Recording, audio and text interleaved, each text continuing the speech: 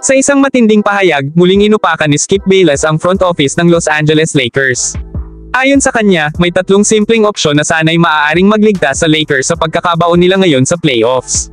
Ngunit, sa hindi malamang dahilan, pinili ni Jeanie Buss at Rob Pelinka na baliwalain ang mga ito. Unang-una, ayon kay Skip Bayless, kung nakinig lang daw sana ang Lakers kay Dwight Howard at pumayag sina Jeanie at Pelinka na ibalik siya sa lineup, hindi ganito kasaklap ang kinahinatnan ng Lakers. Si Dwight, kahit na veteran na, ay may playoff experience, presence sa loob, at hustle na hindi mo makukuha kay Alex Len, na ayon pa kay Skip, naging palamuti lang sa bench. Sayang daw ang roster spot na ibinigay kay Len, dahil wala naman itong naiaambag sa rotation.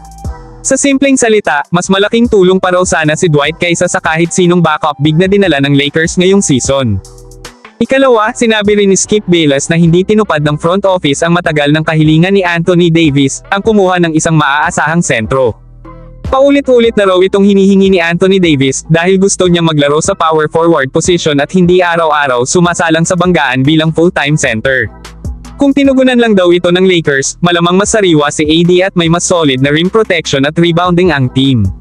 Pero hindi ito isinakatuparan, at ngayon, mukhang sila ang naghihirap sa kakulangan ng frontcourt depth.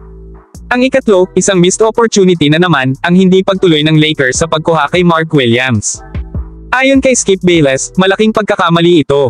Sa halip na isagad ang potensyal ng lineup sa pamamagitan ng pagdagdag ng young and athletic big man na gaya ni Mark Williams, mas pinili raw ng Lakers ang mga safe at political na hakbang.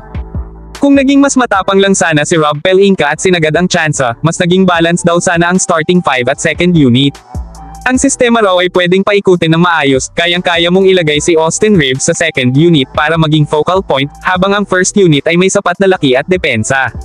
Pero, ayon kay Skip, hindi ito ginawa. At dito pumapasok ang mas malalim na kontrobersya, ayon kay Skip Bayless, baka nga raw totoo ang mga usap-usapan sa loob ng liga. Na si LeBron James mismo ang may final say kung sino ang kukunin ng Lakers. Baka raw kaya hindi ginagawa ni Pelinka ang mga simpleng desisyong ito ay dahil takot itong salungatin si LeBron. Kung totoo man ito, malaking problema raw ito sa structure ng franchise. Ang isang front office na sunod-sunuran sa isang superstar, hindi raw makakabuo ng isang pangmatagalang championship core. Sa kabuuan, ang punto ni Skip Bayless ay malinaw, may mga pagkakataong pwedeng umiwas ang Lakers sa kasalukuyang problema nila, pero pinili nilang huwag gawin. At ngayon, malapit na silang masaid sa playoff run, habang ang mga tanong at batikos ay patuloy na lumalalim. E-comment na lang nyo ang inyong opinion kung may time po kayo at huwag po kalimutan mag-like at mag-subscribe sa channel, para sa latest Lakers update. Maraming salamat po.